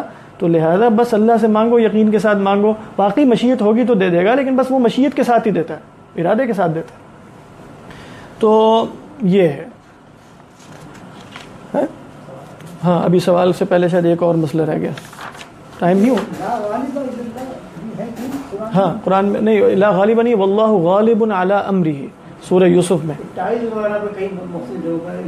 ہاں اصل میں وہ جو صدام حسین صاحب تھے نا، ان کا جب وہ بیٹھتے تھے تو ان کے پیچھے جو ان کا جھنڈا تھا اس پہ لا غالب الا اللہ لکھا ہوتا تھا. تو وہ مشہور ہے. لیکن لا غالب الا اللہ ویسے عبارت درست ہے، لیکن قرآن مجید میں عبارت جو ہے وہ واللہ غالب علی امرہ، اور یہ بھی اسی معنی میں عبارت ہے. جو حضرت یوسف کا قصہ آیا تو اس میں فرمایا کہ ولما بلغ اشدہ واستوى آتیناہ حکما وعلما وکذالک، نہیں کیا ہے آیت سنا ہونا، سورہ یوسف کی میں اس میں آیت ہے نا کہ وکذالک مکننا لیوسف فی الارض وَلِنُعَلِّمَهُ مِن تَأْوِيلِ الْأَحَادِيثِ وَاللَّهُ غَالِبٌ عَلَى أَمْرِهِ وَلَكِنَّ أَكْثَرَ النَّاسِ لَا يَعْلَمُونَ. یعنی کیا مطلب؟ غالب علی امری کا مطلب ہے جہاں یوسف علیہ السلام کو پہنچانا تھا وہاں پہنچا دیا. اگرچہ چالیں چلنے والوں نے اپنی چالیں چلیں، لیکن اللہ نے جو فیصلہ فرما دیا تھا وہ ہونا ہی ہونا تھا. لہذا وہ سب چالیں اللہ کے فیصلے کو ظہور پذیر ہونے ہی میں مدد دیتی چلی گئی. ایسا ہوا. تو واللہ غالب علی امرہ. تو یہ ہے. ہاں وہ بھی ایک معنی ہے اس کا، لیکن وہ چونکہ میں جیسے کیا تھا کہ وہ معنی غالب آتا چلا گیا، توحید بھی اس طرح کے معنی غالب آ گئے تو اس طرح ہو گیا. وگرنہ ویسے اصول فقہ کی عبارت لا حاکم الا اللہ کا مطلب کیا ہے یہ ہے جو انشاءاللہ اس طرح بیان کیا جاتا ہے. تو ہم نے اس کو بس ایک خاص اس میں پھر حاکم سیاسی کا صرف معنی لے کر اور بس ایک قانون کی پیروی کرنا اور وہ بھی اس طرح، تو کچھ معنی اس میں ہم نے بہت آپ کہیں کہ وہ کیا کہتے ہیں اس کو محدود کر دیا، محدود بھی کر دیا، اور کچھ سطحیت بھی اس کے اندر پیدا ہوتی چلی گئی. لہذا جو پھر اس محدود معنی کو ماننے والے تھے ان کے اندر بھی سطحیت پیدا ہوتی چلی گئی. ٹھیک. تو اپنی روایت سے جڑے رہنے کا یا اس کو پڑھنے کا ایک فائدہ یہ ہے کہ آپ کا افق وسیع ہوتا چلا جاتا ہے. وہ پتہ چلتا ہے کہ ایک ان الحکم الا للہ اگر قرآن میں آ رہا ہے تو اس کا ایک پرسپیکٹو دیکھنے کا یہ بھی ہے کہ ان الحکم الا للہ کا ایک مطلب یہ ہے کہ اللہ حاکم اس معنی میں ہے جس کی یہ ساری تفصیل ابھی بیان کی جا رہی تھی. بلکہ ارادے کا جتنا بھی مبحث تھا، میرا خیال ہے آج ارادے پہ تیسری نشست ہے، تو جتنے بھی ہم نے مبحث بیان کیے ہیں کہ ارادہ امر سے الگ ہے، ارادہ رضا سے الگ ہے، ارادہ علم سے الگ ہے، ارادے کا معنی کیا ہے، ارادے پر کس کس قسم کا جبر نہیں ہے، یہ سب اصل میں ان الحکم الا للہ کا بیان ہے. حکم، فیصلہ، اختیار سب اللہ کا ہے. یہ لا حاکم الا اللہ کا بیان ہے. تو یہ ہے. تو آپ دیکھ رہے ہوں گے یہاں سے آپ کو جو معتزلہ کی ایک ریشنلسٹ پوزیشن واضح طور پہ نظر آئی ہوگی، لیکن اگر آپ غور کریں گے تو اشاعرہ کی پوزیشن بھی کوئی غیر عقلی نہیں ہے، بلکہ شاید اگر زیادہ دقیق طریقے پر دیکھا جائے تو زیادہ ایک سوفسٹیکیٹڈ ہے، زیادہ عقلی ہے اگر اس کو عقلی کہا جا سکے، کیونکہ بہت دقت ہے ان کے ہاں. یعنی ان کے ہاں جو دقت ہے وہ یقیناً معتزلہ ایک بڑے دماغ تھے، لیکن وہ دقت وہاں، یعنی دقت سے مراد چیز کا دقیق ہونا. دقت اردو میں سوری وہ غلط اس میں عربی میں جب آپ دقت بولتے ہیں تو دقت سے مراد اس کا بہت ان ڈیپتھ ہونا، اس میں عمق ہونا، اس میں گہرائی ہونا، یہ سارے معنی ہوتے ہیں. تو دقیق سے ہے وہ دقت، دقہ یا دقو مصدر ہے نا، دقتن یا دقتن. ہاں تو یہ ہو گیا. اب انشاءاللہ یہ جو بحث تھی ارادے کی، امید ہے کہ کچھ حد تک مکمل ہو گئی ہے، اور جو بیان کرنے کا ذہن میں تھا کہ یہ باتیں بیان کروں گا وہ بھی انشاءاللہ بیان ہو چکی ہیں. تو اب آج اگر سوالات ہم جلدی شروع کر دیتے ہیں، ابھی 5 منٹ رہتے ہیں ویسے، لیکن اگر آپ سوالات کرنا چاہتے ہیں اور کچھ بات سمجھ نہیں آئی تو آپ پوچھ سکتے ہیں. کل انشاءاللہ صفت علم کا بیان شروع ہوگا، صفت علم، اور اس میں میں آپ لوگوں کو کتاب بھیج دوں گا الاسماء والصفات امام بیہقی کی. تو اس میں سے ہم شروع میں پڑھیں گے کچھ کل، یعنی صفت علم پہ انہوں نے آیات اور احادیث جو جمع کی ہیں وہ ہم پڑھ لیتے ہیں وہاں سے، تاکہ امام بیہقی جن کو ہم نے بنیاد بنایا تو ان کی بھی کچھ چیزیں بیچ میں آتی رہیں. تو وہ الاسماء والصفات کتاب ہے، وہ میں آپ کو بھیجوں گا انشاءاللہ، اور اس میں جو صفحہ نمبر ہے وہ بھی میں بتا دیتا ہوں تاکہ پتہ چل جائے کہ کہاں سے علم، تاکہ کوئی پڑھ کے آنا چاہے تو وہ پڑھ بھی سکے. اس میں بس روایات اور آیات ہیں، ان کی مختصر شرح ہے.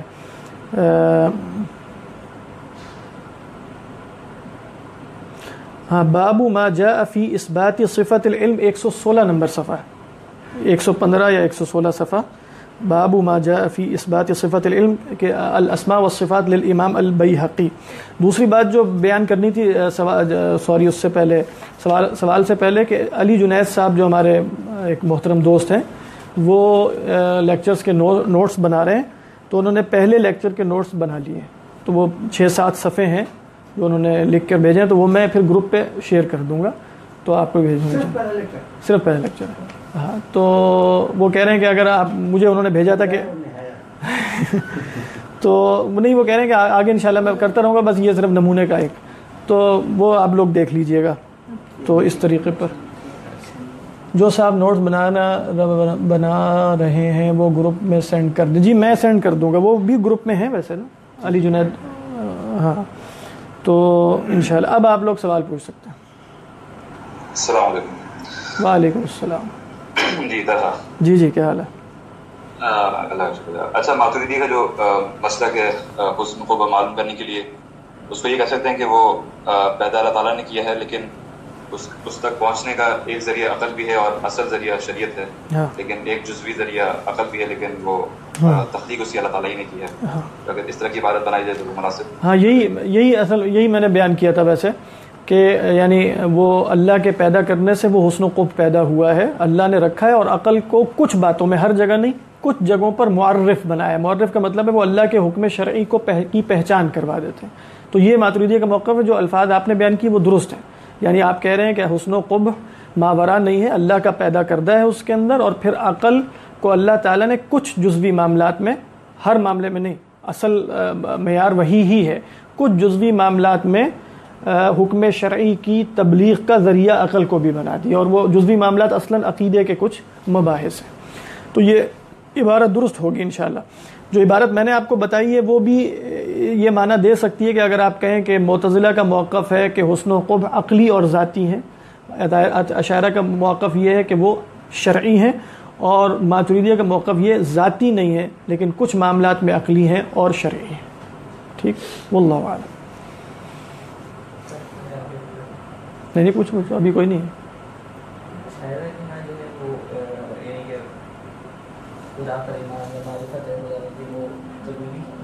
نہیں، ضروری تو ہے. ہاں ایسا ہی ہے.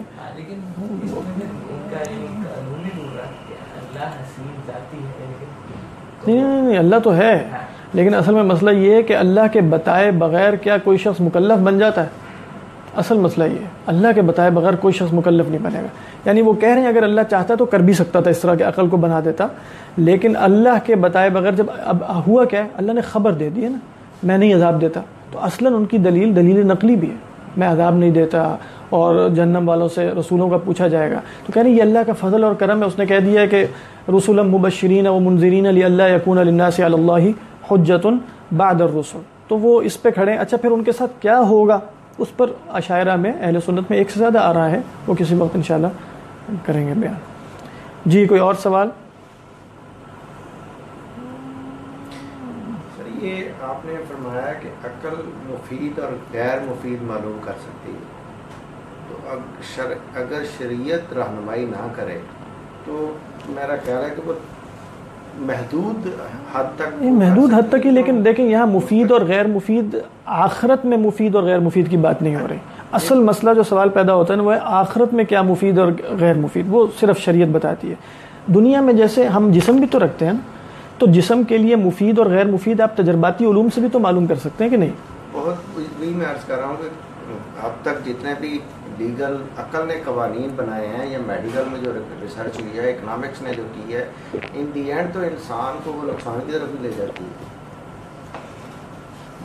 ہاں، آپ یوں کہہ سکتے ہیں، کیونکہ انسان کا بنیادی مقصد اصلاً اللہ کی عبادت اور آخرت میں فلاح ہے، اور یہ جتنے علوم ہیں وہ ان دی اینڈ آپ کو کامیابی کا سارا تصور دنیاوی دیتے ہیں، تو گویا اس ورلڈ ویو کی وجہ سے اور ایک خاص عقیدہ رکھنے کی وجہ سے مسائل پیدا ہو جاتے ہیں۔ باقی اگر یہی شے آپ اس عقیدے کے ساتھ، تو مفید اور غیر مفید کا علم اللہ میاں شریعت کو نہیں، میں اس کی مثال دیتا ہوں، جیسے اللہ کے نبی صلی اللہ علیہ وسلم نے اس طرح کے معاملات جو آپ تجربات سے معلوم کرتے ہیں اس کے بارے میں ایک اصول دے دیا نا، وہ جو تعبیر نخل کا ایک بڑا مشہور واقعہ ہے کہ آپ نے فرما دیا کہ اگر تم یہ کام نہ بھی کرو تو کیا فرق پڑتا ہے، تو اگلی دفعہ فرمایا کہ شیست النخل، وہ سب خراب ہو گیا۔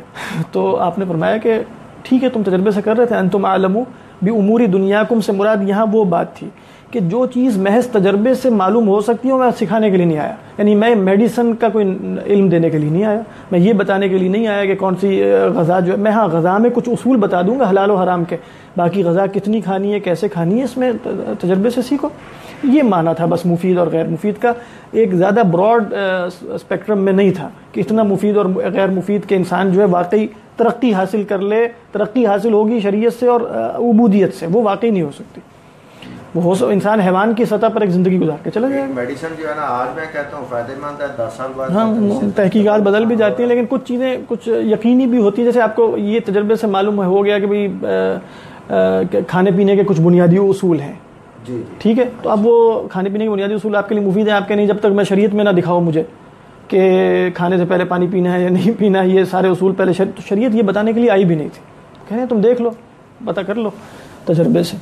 دوسرا سر یہ حسن و قبول جو ہے یہ اشیاء کے لیے آپ نے فرمایا یا شرعی احکام کے لیے؟ اشیاء میں تو یہ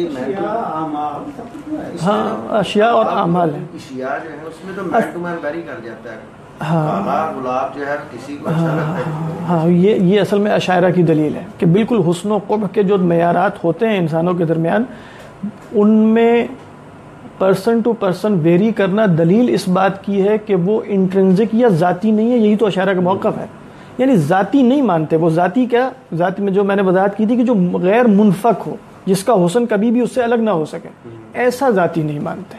باقی کچھ کامن سٹینڈرڈز ہوتے ہیں، یعنی ایک شخص جو ہے وہ گلابوں کا باغ ہے یا کسی اور شے کا باغ ہے تو سب کو دیکھنے میں اچھا لگے گا، اور اگر کہے کہ مجھے یہ بہت قبیح لگ رہا ہے تو سب اس پر شک بھی کریں گے کچھ کہ بھئی اس کا کچھ نہ مزاج خراب ہے یا اس کے کچھ مسائل ہیں، یا گھر سے لڑائی کر کے آیا ہے، یا اس کا کوئی بیماری ہے یا فلاں فلاں جس کی وجہ سے اس کو اتنا حسین منظر اچھا نہیں لگ رہا۔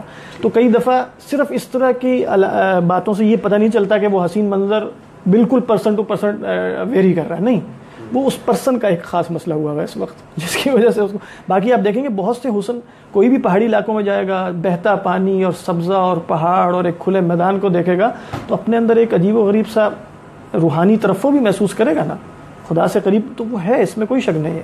تو کچھ چیزیں ہیں جو انسانوں کے درمیان کامن ہیں اور وہ خوبصورت ہیں، تو یہاں اصلاً وہ یہ نہیں کہہ رہے کہ خوبصورت چیزیں نہیں ہیں، وہ اس کا انکار کر رہے تھے کہ ایسا ذاتی جو اس کا اپنا ذاتی ہو، جائل سے نہ ہو، بنانے والے کے بنانے سے نہ ہو، بس اس کا انکار تھا جو جی حلال و حرام بالکل، اس میں اشیاء سے زیادہ اعمال، اور پھر اعمال میں حلت و حرمت، یہ سب کیونکہ یہیں سے تو تکلیف بنتی ہے نا مکلف قرار، تو وہ سارا شامل ہے اس میں۔ مجھے جناب شراب اچھی لگتی ہے،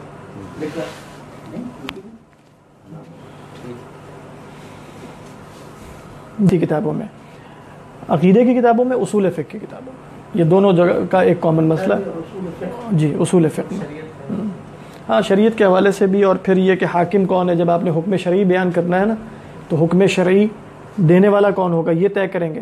اچھا حکم شرعی صرف اللہ دے گا یا عقل سے بھی معلوم ہو جائے گا؟ ہاں جب آپ اصول فقہ میں جاتے ہیں تو اصول فقہ میں اصول فقہ، اور پھر فقہ کی تعریف میں آپ کیا بیان کریں گے؟ حکم شرعی، سمجھ آ رہی ہے کہ نہیں؟ تو حکم شرعی، تو یہ حکم شرعی اور عقلی بھی ہو سکتا ہے کہ نہیں ہو سکتا، اب یہ بحث آ جائے گی۔ جی جی ضرور، ایک سوال اور ذہن میں آیا تلاوت کروں۔ جی جی، جو اشاعرہ کا مسلک ہے وہ کیا یہ ہے کہ عقل کے ذریعے اس کو بالکل معلوم نہیں ہو سکتا، یا یہ مطلب ہے کہ وہ معلوم تو ہو سکتا ہے لیکن انسان اس پر مکلف نہیں ٹھہر سکتا؟ ہاں اصل میں یہ میں نے اس کی وضاحت کر دی تھی کہ کس درجے میں معلوم ہو سکتا ہے، میں نے کہا تھا مفید ہے، غیر مفید ہے، کما، لیکن کیا اس درجے میں معلوم ہو سکتا ہے کہ وہ اس کا ذاتی حسن ہو؟ اصل میں دیکھیں صرف یہ مسئلہ نہیں ہے اشاعرہ کے ہاں کہ ہم یہ عقل سے معلوم کر سکتے ہیں کہ ہم یہ شے آخرت میں مفید ہوگی یا مفید نہیں ہوگی. اشاعرہ کہہ رہے ہیں چیزوں میں حسن و قبح ذاتی بھی نہیں ہوتا. سمجھ آ رہی ہے کہ نہیں؟ ذاتی ہونے کا مطلب جو میں نے وضاحت کی ہے نا ذاتی کی، اس کو ذہن میں رکھیے گا. ذاتی ہوتا ہے غیر منفک. غیر منفک کا مطلب کیا ہے؟ جو اس شے سے کبھی بھی جدا نہ ہو سکے. اور دوسرا ہوتا ہے ذاتی، کسی بنانے والے نے بنایا نہیں ہے، وہ اس کا ذاتی ہے. اس معنی میں کیا چیزیں یا اعمال یا یہ حسین اور قبیح ہوتی ہیں تو یہ خدا سے ماورا بن جاتا ہے نا، اس کا انکار کیا کہ ذاتی حسن و قبح نہیں ہوتا. ٹھیک ہے. اور پھر اس پر ایک یہ فرع ہے کہ پھر عقل معلوم بھی نہیں کر سکتی کیونکہ ہے ہی نہیں. سمجھ آ رہی ہے کہ نہیں؟ یعنی کیوں نہیں معلوم کر سکتی؟ اس لیے کہ ذاتی نہیں ہوتا، اللہ کے بتانے سے ہوگا. اگر ذاتی ہوتا تو اللہ وہی بتاتا جو ذاتی ہوتا، لیکن وہ ذاتی ہے ہی نہیں. ٹھیک ہے. تو اللہ اس کو کیا کہتا ہے؟ یہ اچھا ہے، اور وہ اچھا بن جاتا ہے اللہ کے کہنے سے. ٹھیک ہے. وہ ذاتی نہیں ہوتا. تو یہ اصل میں اشاعرہ کا موقف ہے. تو اس میں یہ بات بھی درست ہے کہ وہ عقل سے معلوم نہیں کر سکتے کہ آخرت میں کیا نفع بخش ہے. یعنی یہ تو معلوم کر سکتا ہے کہ دنیا میں کچھ چیزیں فائدہ مند ہیں، آخرت میں ثواب اور عقاب کے اعتبار سے یہ عقل کے ذریعے معلوم نہیں ہو سکتا. دعا یقین کے ساتھ مانگو جی انشاءاللہ اللہ چاہے. نہیں ہاں وہ تو دعا نہیں ہوتی نا. ایک دعا ہے اور ایک ہے کہ جب آپ کہتے ہیں میں یہ کام کرنے لگا ہوں، اس میں آپ اپنی طرف فیل کی ہاں تو اس میں آپ نسبت اپنی طرف فیل کی کر رہے ہوتے ہیں نا، تو آپ کو اس وقت بتانا ہوتا ہے کہ میرا فیل میرا ارادے سے ہوگا کچھ بھی نہیں، لہذا انشاءاللہ. لیکن جب آپ اللہ سے کچھ کہہ رہے ہیں ٹھیک ہے تو وہاں کہا جا رہا ہے کہ اب آپ انشاءاللہ، کیونکہ آپ مانگی اس طرح ہے جس کا کل اختیار ہے. ٹھیک ہے. تو اپنے فعل کے بارے میں آپ انشاءاللہ کہیں گے. اللہ سے مانگیں گے تو آپ جیسے حدیث میں آیا کہ ادعوا اللہ وانتم موقنون بالاجابہ، اللہ سے ایسے مانگو کہ تمہیں اجابت کا یقین ہو. فإن اللہ لا يقبل دعاء من قلب غافل لاہن، اللہ تعالیٰ غافل اور لاہن دل سے، لہو میں پڑے ہوئے دل سے، لاہن اس دل سے، لہو سے ہے اسم الفاعل. یہ میرے بار بار مانگو، یہ بھی کرنا کہ ایک میں خواہش کرتا ہوں بار بار بار ہر جگہ. جی جی مخل عبادت کہا گیا ہے مانگنے کو، دعا مانگنے کو مخل عبادت. جی. اور بار بار مانگے. اور اللہ کے نبی صلی اللہ علیہ وسلم نے فرمایا تعجل نہ کریں. یستجاب لأحدکم ما لم یتعجل، جب تک. اور پھر آپ سے پوچھا گیا کہ تعجل کیسے ہوگا، جلدی کیسے ہوگی، تو کہیں وہ شخص کہے دعوت اللہ فلم یستجب لی، میں نے تو پکارا تو اس نے جواب کوئی نہیں دیا، چلو چھوڑ دیتے. یہ جی کوئی جی جی ایک منٹ محبوب صاحب، میں ذرا آواز نہ تھوڑی سی بڑھا لوں، مجھے آواز نہیں آ رہی. جی بتائیے. سر جتنا زیادہ ہم ذاتی طور پہ مطالعہ میں پرسنلی جو کر رہا ہوں بہت جی جی اس موضوع کے اوپر ذہن میں بہت سارے مشکلات جی ہوتا ہے کہ ہم جو چیزیں سوچ رہے ہیں وہ کہیں ہمیں بالکل ان عقائد سے نہ ہٹا دیں. ذاتی مطالعہ کرنا ٹھیک ہے اس لیول کے اوپر یا نہ کریں، مطلب ذہنی طور پر بہت زیادہ چیزیں جو ہے کنفیوژن بڑھ رہی ہیں مطلب کم ہونے کے بجائے. ہاں تو کیا مشکل؟ ہاں ان کا سوال یہ ہے کہ میں اپنا ذاتی مطالعہ کرتا رہتا ہوں، تو ذاتی مطالعے کے نتیجے میں کئی چیزیں ایسی جو مجھے سمجھ نہیں آتی ہیں، تو پھر اس طرح کنفیوژن بڑھتی ہے، تو مسائل پیدا ہوتے ہیں. تو ذاتی مطالعہ چھوڑ دینا چاہیے یا کنٹینیو کرنا چاہیے؟ تو ہاں دیکھیں سچی بات یہی ہے، ذاتی مطالعہ کرنے سے پہلے یقیناً علم میں کچھ گراؤنڈز اور بنیادیں چاہیے، یعنی کچھ اصول کا علم نا، جس سے آپ ادھر سے ادھر نہ ہو سکیں، بھٹکے نہ انشاءاللہ اللہ کی توفیق سے. اتنا علم پہلے ضروری. اصول کا علم کون سا ہے؟ یعنی اصول کا علم بنیادی عقیدے کا علم ہے، پھر اس کے بعد بنیادی کچھ اصول فقہ ہیں، کچھ عربی زبان ہے، اور پھر اصول سے مراد اصول حدیث بھی ہے. تو کچھ اس طرح کی چیزیں کسی استاد سے پڑھنا ضروری ہے.